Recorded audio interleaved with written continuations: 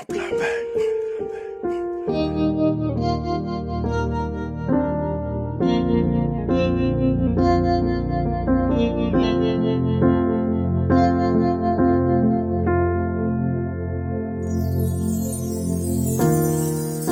vô tsapako gny atao hoe fitiava, lasa nahoagny ty foko. Tsy etsaky ty agnilanao, andeso agnaraka anao.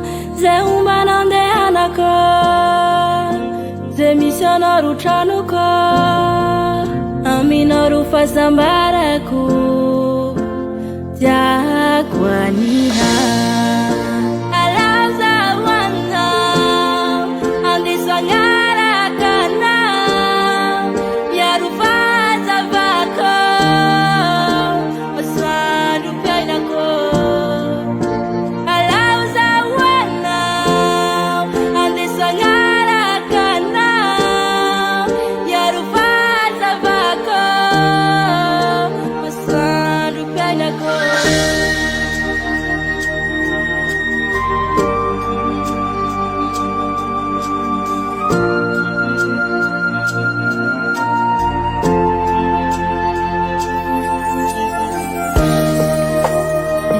Tsy mizarazara, omeko anao tsisy banga, ataovy andefy mandrinao zao, piaradia lava zay ro tanjona.